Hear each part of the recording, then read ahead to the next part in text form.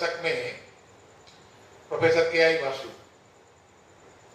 स्वदेशी science movement इस नाम से काम प्रारंभ किया।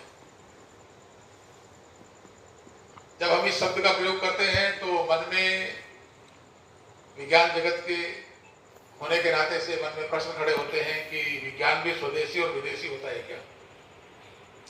साइंस तो साइंस है, विज्ञान विज्ञान है, तो विज्ञान में स्वदेशी क्या और विदेशी क्या? लेकिन जब इसका समग्रता के आधार पर विचार करते हैं तो ध्यान में आता है कि बचपन में जब छठी सातवीं क्लास में पढ़ते थे तो हमारे टीचर डिबेट में पार्टिसिपेशन करने के लिए बोलते थे, विज्ञान वरदान है या अभिशाप। आप सब लोगों ने भी शायद उसमें प्रतिभाग किया होगा। तो उस समय समझ में नहीं आता था। कभी वरदान को सिद्ध करने के लिए टीचर के द्वारा खड़ा कर दिया जाता था तो उसके संबंध में लॉजिक देते थे, और कभी अभिशाप के पाले में खड़ा कर दिया जाता था, डिबेट तो होती रहती थी। वो बाल्य बुद्धि के कारण से जिस प्रकार के तर्कों का रचना टीचर के द्वारा करवा दी जाती थी, वैसे ही हम सब लोग भाषण रट करके, कुछ समझ करके, कुछ रट करके, तैयार करके बोल देते थे। धीरे धीरे बीएससी एमएससी बाकी के क्लासेज में आए तो मन में वो जो एक कंटिन्यूटी थी, जो प्रश्न था, वो प्रश्न हमेशा खड़ा रहा कि विज्ञान में वरदान क्या है और अभिशाप क्या है। ये जो स्वदेशी विज्ञान और विदेशी विज्ञान की बात हम करते हैं, ये उस दृष्टिकोण को परिभाषित करता है। विज्ञान एक एनर्जी है, एक पावर है, एक शक्ति है। एक समुच्चय के आधार पर विचार करेंगे तो विदेशी स्वदेशी कुछ नहीं है विज्ञान, लेकिन उसके पीछे हैंड्स कौन सा काम कर रहा है, उसके पीछे मस्तिष्क कौन सा काम करता है, उसके पीछे हृदय का स्पंदन कौन सा काम करता है, वो जो दृष्टिकोण है, वो जो विजन है, वो विज्ञान के उस दृष्टि को निर्मित करता है कि जिसके आधार पर साइंस फॉर सोसाइटी निर्माण होता है। हम उस चीज में से क्या निकालना चाहते हैं समाज के लिए। किसी भी प्रकार के विज्ञान का रिसर्च करते समय हमारा जो टारगेट पॉइंट है उसमें कुछ फाइंडिंग्स लेना, कुछ रीडिंग्स लेना, उसका रिजल्ट आउट निकालना, परंतु उसका आफ्टर ऑल उपयोग करते समय हमारा साइंटिस्ट का दिमाग कौन सा काम करता है, साइंटिस्ट की बुद्धि के साथ साइंटिस्ट के हृदय का स्पंदन, उसकी जो दृष्टि है, उसकी जो दिशा है, वो दृष्टि और दिशा उस स्वदेशीपन को, उस भारतीय विजन ऑफ साइंस को डेवलप करती है। भारतीय दृष्टिकोण अगर उसमें है तो हम बोलते हैं कि स्वदेशी साइंस है। दूसरा पक्ष रहता है कि एक मॉडर्न साइंस के इस गतिविधि में, इस जमाने में हम सब लोग विज्ञान के विद्यार्थी हैं। हम सब ने जब अध्ययन किया है तो मैक्सिमम नंबर ऑफ साइंटिस्ट का जब हमारे सामने चर्चा आती है तो पाश्चात्य जगत के विज्ञान से संबंधित साइंटिस्ट के रिसर्च की हमारे सामने चर्चाएं होती। तो भारत में क्या, ऐसा एक प्रश्न जिज्ञासु होने के नाते से सहज रूप से, स्वाभाविक रूप से अपने मन में आता है। विविध प्रकार के युद्धों का, विविध प्रकार के ग्रंथों की रचनाओं की जब हम अध्ययन करते हैं तो पाशुपतेयास्त्र है, विविध प्रकार के और भिन्न भिन्न प्रकार के अस्त्रों के नाम आते हैं। आज के समय में अग्नि मिसाइल से लेकर के भिन्न भिन्न प्रकार के जो मिसाइल्स के नाम आ रहे हैं, तो वैसे अगर शस्त्रों का निर्माण होता था, इस प्रकार की टेक्नोलॉजी थी अगर, तो उसके जन्मदाताओं का जो भी कुछ उस समय की बौद्धिक संपदा के आधार पर व्यवस्थाएं रही होंगी, तो आज वो नाम, आज वो चर्चाएं, आज मॉडर्न साइंस के साथ कोरिलेट करते हुए उन बातों की चर्चा, ये आज के विद्यार्थी जगत को कहीं भी पढ़ने को, कहीं समझने को मिलते नहीं। श्रद्धा के भाव से, भारतीय होने के नाते से कुछ विषयों का प्रतिपादन कर देना, ये एक बात है, लेकिन साइंस में तो प्रूफ मांगते हैं। जब हम विज्ञान जगत के किसी भी प्रकार के परिप्रेक्ष्य की चर्चा करेंगे तो विज्ञान जगत का परिप्रेक्ष्य, इसमें कहाँ प्रमाण कहाँ है, डॉक्यूमेंटेशन, वो उस प्रकार की सिद्धताएं, वो उस प्रकार का साक्ष्य, उस फाइंडिंग्स के आधार पर दी जाने वाले रिजल्ट, उनकी चर्चा करता है। तो फिर उस प्रकार के विषयों का एक स्वरूप हमारे सामने कहीं भी बनता हुआ दिखाई देता नहीं। परिणाम दिखाई देता है, लेकिन परिणाम का प्रोसेस क्या था? उस प्रकार के उन सभी प्रकार की गतिविधियों को निर्माण, पुष्पक विमान की बात आती है तो आज तो उसको परिभाषित करना है, जिस ढंग से पुष्पक विमान की व्याख्या की गई है, वो सौर ऊर्जा से कैसे एनर्जी अडॉप्ट करते हुए कैसे जाता था, तो आज उसकी चर्चा करने में भी थोड़ा सा अजीब सा लगता है कि इज इट पॉसिबल और नॉट। कभी मुझे ध्यान में आता है कि आज के एक जमाना पहले कोई चर्चा होती थी तो आज मोबाइल नाम का यंत्र हम सब लोगों की जेब में पड़ा हुआ है, लेकिन अगर महाभारत की युद्ध की चर्चा होती थी तो लाइव टेलीकास्ट कर रहे हैं संजय धृतराष्ट्र के सामने। तो कैसे ये पॉसिबल हुआ होगा? अरे तो ये तो माइथोलॉजी है, तो कल्पनाएं हैं, ये श्रद्धा के आधार पर ऐसे काल्पनिक ग्रंथों की रचना की गई है। लेकिन आज लगता है कि पॉसिबल है। ये तो केवल तो दोनों ही स्थान, युद्ध का स्थान कहिए कुरुक्षेत्र का मैदान और धृतराष्ट्र यानी राजधानी, तो वो दोनों ही बहुत नियरेस्ट थे, बहुत ज्यादा डिस्टेंस नहीं था। लेकिन आज तो विश्व में कहीं भी किसी भी स्थान पर बैठे हुए व्यक्ति के साथ में हम लाइव टेलीकास्ट कर रहे हैं ऑनलाइन आजकल, और कोरोना ने तो इस विषय को और अधिक मात्रा में उपयोग करने के लिए हमारे सामने उपयोगिता दिखाई है, तो हम उपयोग करते ही है। तो आज लगता है कि कोई बड़ा आश्चर्य का विषय नहीं है, ये तो पॉसिबल है। इस प्रकार की टेक्नोलॉजी वैसी वहां उस समय कैसी रही होगी। तो कुल मिलाकर के विज्ञान भारती का जो दृष्टिकोण रहा कि उस साइंस के उस विषय को आज के मॉडर्न साइंस के साथ कोरिलेट करते हुए उन विषयों को प्रतिपादित करना, उसको समाज के सामने लेकर के आना, और उस समाज के सामने लेके आने के लिए प्रोफेसर के वासुदेव जी ने स्वदेशी साइंस मूवमेंट इस नाम से 1980-81 में एक गतिविधि प्रारंभ की, एक एक्टिविटी शुरू की। उस एक्टिविटी में से धीरे धीरे समाज के लोगों के सामने कुछ डॉक्यूमेंटरी प्रूफ दिए गए, कुछ उस समय की बातों को ग्रंथों के आधार पर प्रमाणित करने का प्रयास किया गया, और उसके आधार पर समाज में एक चर्चा का वातावरण बना। एक एक्सेप्टेंस बनने के लिए जो एक मनस्थिति होती है, साइकोलॉजिकल बेस होता है, वो बनना शुरू हुआ। कालांतर में एक 7-8 वर्षों तक प्रोफेसर के वासु के द्वारा प्रयास चलता रहा। बाद में उनकी माननीय सुदर्शन जी से भेंट हुई और फिर उसमें से एक संगठन की रचना बनी 1991। आज जिस संगठन के स्थापना दिवस को मनाने के लिए हम सब लोग एकत्रित हैं, वो 1981 में आज के दिन एक फॉर्मल वे में, एक औपचारिक रूप से संगठन की नाते से उसका एक रजिस्ट्रेशन, उसकी जो फॉर्मेलिटी रहती है, उस औपचारिकताओं के आधार पर संगठन का एक स्वरूप बन करके हमारे सामने आया। स्वाभाविक बात है कि एक फॉर्मल ऑर्गेनाइजेशन होता है तो उसके कुछ ऑब्जेक्ट्स रहते हैं, कुछ लॉज रहते हैं, उसमें कुछ एक अध्यक्ष, महामंत्री आदि आदि भिन्न भिन्न प्रकार की रचनाएं रहती हैं। लेकिन हम सब लोगों को विज्ञान जगत के होने के नाते से ये बात ध्यान में आनी चाहिए कि ये जो फॉर्मेलिटी है, ये रचना व्यवस्था बनाने के लिए है, परंतु हम सब लोग भले ही दायित्व में कुछ रहे नहीं है, सदस्य भी हैं कि नहीं है, परंतु हम सब लोगों का दृष्टिकोण, हम सब लोगों का विजन, हम सब लोगों का विचार करने की जो सिद्धता है, वो जो विज्ञान भारती के एम्स हैं, विज्ञान भारती का जो ऑब्जेक्ट्स है, जिसके बारे में भी चर्चा आ रही है कि स्वदेशी साइंस, स्वदेशी दृष्टिकोण और पुराने समय के विज्ञान को आज मॉडर्न साइंस के साथ कोरिलेट करना है। आज के विज्ञान जगत के विद्यार्थियों को उस बात की समझदारी विकसित करना कि जिसके आधार पर ये एक मन में एक विश्वास का भाव, और एक मन विश्वास से ज्यादा मैं इसमें व्यक्तिगत रूप से विज्ञान का विद्यार्थी होने के नाते मानता हूं कि जिज्ञासा का भाव, उसको खोजने की इच्छा शक्ति होना। हम रिसर्च करते हैं, कौन से पर्टिकुलर टॉपिक पर हमारा रिसर्च होगा, हमारी फील्ड क्या होगी, आदि आदि।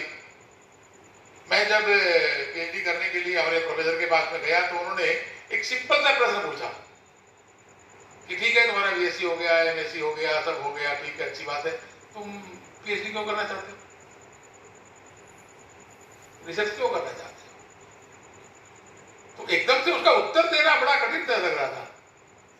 भाई बीएससी किया है, एमएससी किया, इसलिए पीएचडी करना, मतलब कुछ करना है इसलिए करना, शुरू करो अंताक्षरी लेकर हरि का नाम, इसलिए करना है क्या? या कोई और कोई पर्पज है, कोई बेसिक एक एम्स है सीधा एक? तब तो आपके कौन से टॉपिक पर करेंगे, कौन सी फील्ड होगी, क्या क्या साधन चाहिए, फिर सीरियस वे में आप उसके ऊपर वास्तव में रिसर्च करेंगे, वो दृष्टिकोण विकसित करना। मैं कई दिन तक सोचता रहा कि प्रोजेक्ट ने जो हमारा बहुत मानते थे, व्यक्तिगत रूप से बड़ा एक उनका प्रिय विद्यार्थी था मैं, लेकिन इस प्रश्न का उत्तर एकदम से देना ये मेरे लिए भी पॉसिबल नहीं था। मैंने कहा सर इसका तो एकदम से उत्तर बताना बड़ा मुश्किल काम है, मैं क्यों रिसर्च करना चाहता, क्यों पीएचडी करना चाहता। धीरे धीरे चर्चाएं निकली, तो उसमें से अलग अलग प्रकार की ये करना कि वो करना, ऐसे ऑप्शंस की बात आई।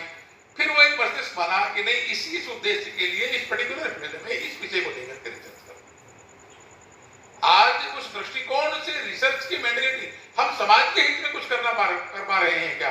तो स्वदेशी साइंस की बात करते हैं तो जो स्वदेशी विजन है, साइंस फॉर सोसाइटी की बात आती है, विज्ञान भारती अपेक्षा करती है कि रिसर्चर्स के सामने, हम सब लोग भी जो सीनियर्स हैं उनके सामने भी हम जो कुछ विज्ञान जगत में कर रहे हैं उसकी उपयोगिता समाज हित में कहाँ हो रही है, इसके बारे में भी पैरेलली हमें कहीं ना कहीं किसी न किसी स्वरूप को बनाने की बात सोचने की आवश्यकता लगती है।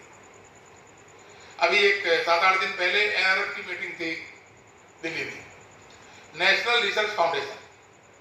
अभी उसमें एक शब्द अनुसंधान ऐसा शब्द और जोड़ दिया गया, एनआरएफ हो गया। तो वहां भी विषय चर्चा में आया कि इस बार के बजट में इतने राशि की व्यवस्था की गई है सरकार के द्वारा, इतने विश्वविद्यालयों को या ऐसे संस्थानों को ये पैसा देने की बात है। तो उस बैठक में हम लोग भी आमंत्रित सदस्य के नाते जैसे एक प्रश्न खड़ा हुआ कि इसका क्राइटेरिया क्या रहेगा, पद्धति क्या रहेगी। एक तरफ हमारे पास ऐसा है, एक तरफ हमारे पास में लोग हैं, यानी संस्थान जहां में देना है, तो एक निश्चित राशि या कोई एवरेज निकाल करके किसी को भी कुछ दे देना, ऐसा है क्या? एक कोई क्राइटेरिया, कोई सिस्टम तो बनाना पड़ेगा। तो वो सिस्टम क्या बनाना चाहिए?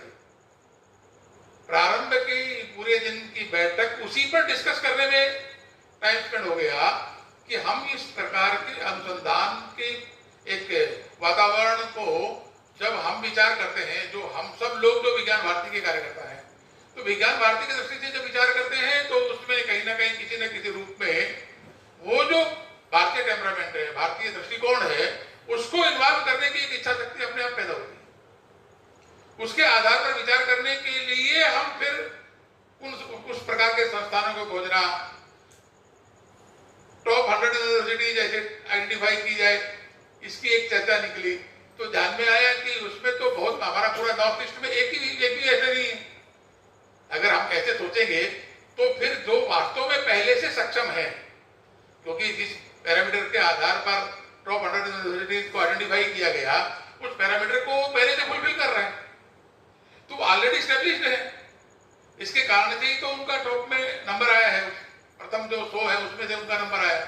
तो उनके लिए ये करना, या जहां हमको आवश्यकता दिखाई देती है उसके लिए करना, क्या कौन सा फार्मूला ये ज्यादा उपयुक्त होगा? कुल मिलाकर के इस विषय का मैं आप सबके साथ जो शेयर करना चाहता हूं, उद्देश्य जो है कि इस विज्ञान जगत को हम समाज के साथ कैसे जोड़ें। विज्ञान भारती का जो एक बेसिक पर्पज है, वो जो ब्रिज का काम है, वो जो उद्देश्य है, उसकी पूर्ति की दृष्टि से काम करना, वो उद्देश्य सफल होगा तो वास्तव में उस रिसर्च की दृष्टि से ठीक है, जो स्टेब्लिश्ड है वहां होना चाहिए, वहां और अधिक अच्छे संसाधन हो, वहां अच्छी फैकल्टीज हैं, अच्छे रिसर्चर्स आए, उसमें अच्छे विषयों पर रिसर्च होगी, ये बात सब ठीक है, ये आवश्यक भी है। परंतु जहां कुछ नहीं है वहां के लिए भी तो विचार करना, वहां कैसे अच्छी फैकल्टी जाएंगी, कैसे अच्छे रिसर्चर्स जाएंगे, वहां कैसे उस चीज को डेवलप करने के लिए कोई पायलट प्रोजेक्ट लेकर के हम काम प्रारंभ कर सकते हैं क्या? एक दूसरा विषय उस बैठक के अंदर चर्चा में आया कि हम सोसाइटी के बीच में आज की बेसिक रिक्वायरमेंट्स क्या है, प्रॉब्लम्स कहां है, किसको रिमूव करने के लिए रिसर्च करना। हम विचार करते हैं, आप हमारे प्रोफेसर हैं और मैं रिसर्चर हूं, तो naturally in between you and me हम केवल विचार करके और पर्टिकुलर टॉपिक को एक डिसीजन लेने की स्थिति में आते हैं, लेकिन उस डिसीजन में सोसाइटी इन्वॉल्व है क्या, समाज इन्वॉल्व कैसे हो, समाज की समस्याएं क्या हैं, उसके बारे में विचार जब तक नहीं आएगा तब तक वो वास्तव में उसका जो मूल उद्देश्य है उसकी सफलता प्राप्त करना ये कठिन होगा। अभी एक WHO की रिपोर्ट में कल पढ़ रहा था, गुवाहाटी की बैठक से लौट रहे थे, गुवाहाटी में अपना IIS का कार्यक्रम होने वाला है, तो उस दृष्टि से एक मीटिंग थी IIT गुवाहाटी में, तो वहाँ WHO की एक रिपोर्ट वहाँ हमारे जो डायरेक्टर महोदय हैं उनके द्वारा, देवेंद्र जी, उनके द्वारा प्रस्तुत की गई। फूड हैबिट्स के बारे में, पर्यावरण की बहुत चर्चाएं हैं, स्वदेशी साइंस की बात विज्ञान भारती करते हैं ना, पर्यावरण के बारे में आज पूरा विश्व परेशान है, लेकिन वो पर्यावरण का समाधान कैसे हो, तो कुछ रटे फार्मूला की बातें विज्ञान जगत में चर्चा में आ जाती है। एक्चुअल में जो हैबिट्स जिनके कारण से पर्यावरण का नुकसान हो रहा है, हमारी जो लाइफस्टाइल है, हमारा जो खान पान है, हमारा जो रहन सहन है, हमारा जो ओवरऑल जो एक सोसाइटी का स्ट्रक्चर है, वो कौन सी बातें ऐसी हैं, तो ध्यान में आएगा कि जो सबसे अधिक चिंता की बातें करते हैं, चर्चा की बातें करते हैं, उनके द्वारा ही सर्वाधिक पर्यावरण प्रदूषण हो रहा है। वो वेस्टर्न कंट्री उसकी उस रिपोर्ट में पूरा स्पष्ट दिया हुआ है। लेकिन आज उन विषयों की चर्चा करना साइंस की फील्ड में ये अपने आप में एक बड़ा प्रश्न है कि उन विषयों की चर्चा किस मंच से की जाए, कहाँ की जाए, क्योंकि उसकी तो एक्सेप्टेबिलिटी ही नहीं बनेगी। उसके बारे में चर्चा कर वो भारत को बताते हैं कि भारत में ऐसा हो रहा है, भारत में ऐसा हो रहा है। तो हमें भारत का जो वे ऑफ लाइफ है, भारत का जो भारतीय समाज की जो जीवन जीने की सिद्धताएं हैं, आवश्यकताएं हैं, अपेक्षाएं हैं, कोरोना ने हम सब लोगों को सिखाया कि मिनिमम रिक्वायरमेंट्स कितनी है।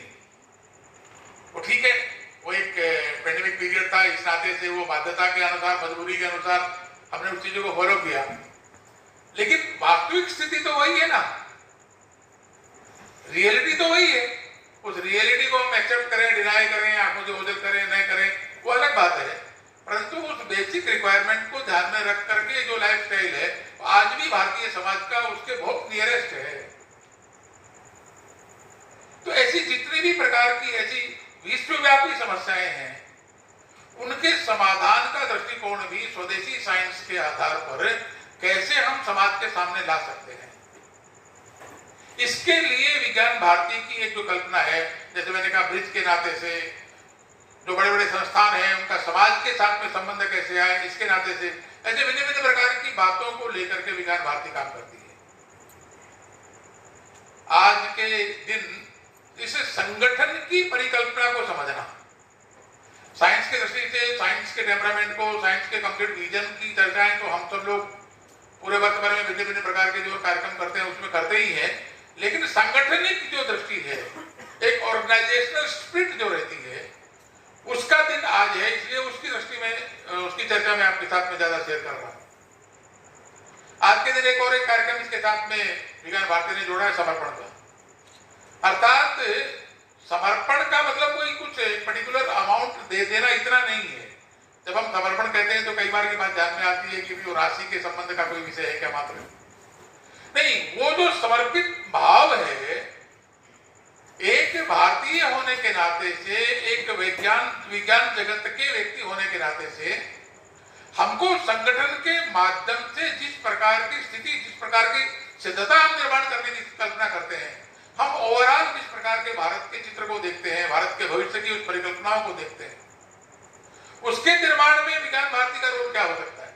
विज्ञान भारती यानी कोई पर्टिकुलर पर्सन नहीं है, मेरे पास कोई दायित्व है, भाई साहब के पास है, आशुतोष जी या रजनीश जी, हम सब के पास दायित्व कुछ भी होंगे, दायित्व होना एक अलग बात है, लेकिन विज्ञान भारती एज ए ऑर्गेनाइजेशन कहते हैं तो हम सब मिलकर विज्ञान भारती, इसमें कोई एक व्यक्ति विशेष का विषय नहीं है। तो विज्ञान भारती एज ऑर्गेनाइजेशन जब हम कंप्लीट ओवरऑल विचार करेंगे तो समर्पण की बात में राशि अपनी जगह पर है, परंतु उससे ज्यादा महत्वपूर्ण है कि हम कितनी मात्रा में, किस रूप में इस संगठन के माध्यम से समाज के साथ विज्ञान जगत के कुछ निश्चित दृष्टिकोण को डेवलप करने के लिए कितना कितना समय लगाते हैं, उसके लिए कोई एक प्रपोर्शन तय करना, वर्ष भर के 365 दिन में कोई एक समय, कोई एक स्थान, कोई एक एक्टिविटी। विज्ञान भारती में 19 प्रकार के आयाम हैं। विद्यार्थियों के लिए है, अलग अलग प्रकार के साइंटिस्ट के लिए है, यंगस्टर्स के लिए है, यंग साइंटिस्ट के लिए है, साइंस टीचर्स के लिए है। भिन्न भिन्न प्रकार की 19 टाइप्स की एक्टिविटी डायमेंशन विज्ञान भारती चलाती है। हम कहाँ जुड़ सकते हैं, किस रूप में जुड़ सकते हैं? कहीं ना कहीं किसी न किसी रूप से उस तंत्र के साथ जुड़ करके उस विजन को, हमको लगता है कि ये अच्छा काम है, तो अच्छे काम में इन्वॉल्व होना, अच्छे काम में समय देना, अच्छे काम में अपनी सहभागिता करना। वो समय की सिद्धता। आज के समय में मैं एक मजेदार प्रसंग बताता हूं। व्हाट्सएप पर भिन्न भिन्न प्रकार के चीजें शेयर करते रहते हैं लोग। हमारे एक मित्र ने मुझे अभी कुछ दिन पहले एक विषय भेजा। विषय क्या? एक प्रकार से एक घटना भेजी। उस घटना में लिखा हुआ था कि एक बहन अपने बारे में बता रही है कि मैं अपने घर की सबसे अच्छी गृहिणी, बच्चों के लिए चिंता करने वाली, पति के लिए चिंता करने वाली, माता पिता के लिए चिंता करने वाली, जिस ऑफिशियल जॉब में मैं हूं उसके बारे में रिलायबल रूप में काम करने वाली, और एक अच्छी प्रकार का भाव सभी जगह हो, चाहे मेरा प्रोफेशनल सिस्टम में हो, चाहे पारिवारिक सिस्टम में हो, चाहे सोशल सिस्टम में हो, एक अच्छी गृहिणी के नाते से मैं मान्यता थी। फिर मैंने एक स्मार्टफोन खरीद लिया, तो मैंने कुछ समय लगाना प्रारंभ किया। तो ठीक है, चलो भी आधा घंटा लगाया।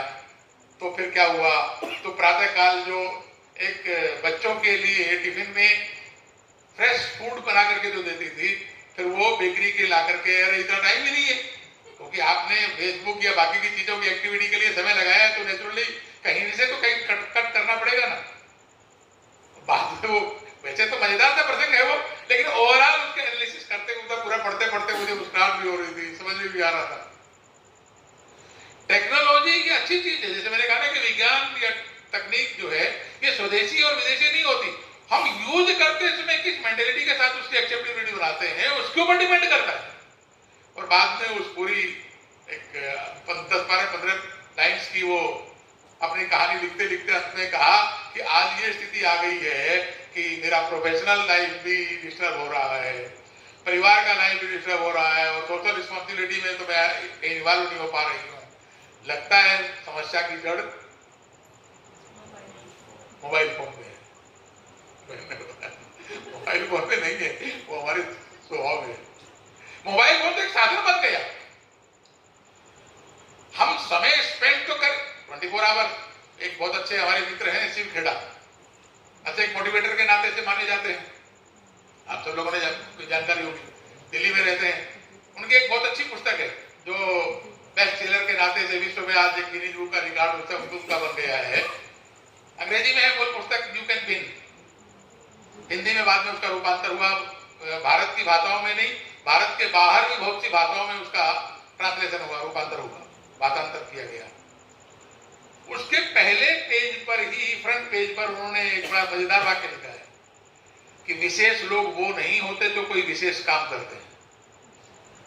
इसको पढ़ने के बाद लगा कि नहीं, ये तो गलत बात है, शिवगढ़ा ने ऐसा कैसे लिख दिया? विशेष लोग तो वही होते हैं जो विशेष काम करते हैं। नहीं, विशेष लोग वो नहीं होते जो विशेष काम करते हैं, विशेष लोग वो होते हैं जो हर काम को विशेष तरीके से करते हैं। काम वही है, हम आप जो करते हैं, हम लोग जो सिंपल पर्सन हैं, वही काम वो भी करता है जिसको हमने विशेष का दर्जा दे दिया। लेकिन वो हर काम को करते समय उसकी जो मेथोडोलॉजी है, उसकी जो पद्धति है, उसका जो प्रोसेस है, वो विशेष है। उसके कारण से वो विशेषता आती है। हम साइंस जगत में काम करते हैं, विज्ञान भारती के साथ जुड़ करके हमारी वो जो विशेषता है, काम करने की जो विशेषता है, वो सोसाइटी के साथ इन्वॉल्व होगी तो नेचुरली हमारे काम का जो मल्टीप्लाई जो एक इफेक्ट होना चाहिए वो उसमें से निकल करके आएगा। स्वाभाविक बात है कि ये जो भाव है इसकी अपेक्षा विज्ञान भारती करती है। आज इस स्थापना दिवस पर इन सब प्रकार की बातों की रचना, इन सब प्रकार की बातों की चर्चा, इन सब प्रकार की बातों की अपेक्षा ये फॉर्मल रूप से मैं कुछ विषय आपके साथ शेयर करने के लिए खड़ा हुआ हूं, परंतु ये इस विषय में हम सबको सोचने का विषय, हम सबको सोचने की आवश्यकता है। विज्ञान भारती के साथ जुड़ने के बाद अगर एक कैलकुलेशन किया जाए कि मैं 1 साल से या 2 साल से या 5 साल से या 10 साल से विज्ञान भारती ऑर्गेनाइजेशन के साथ जुड़ा हुआ हूं, तो कहीं हमने कुछ कोई प्रकार की चीजों को समाज के सामने या समाज के ऐसे अन्य लोगों को जोड़ने के लिए कोई प्रयास किया गया। ये जो मल्टीप्लाई होने वाली बात है, जो चेन सिस्टम होता है, हम अकेले हैं, अच्छा काम करते हैं, लेकिन अगर परिवर्तन करना है तो अकेले के बल पर नहीं होगा। परिवर्तन करना है तो टीम स्पिरिट, ये सबसे आवश्यक होता है। और टीम में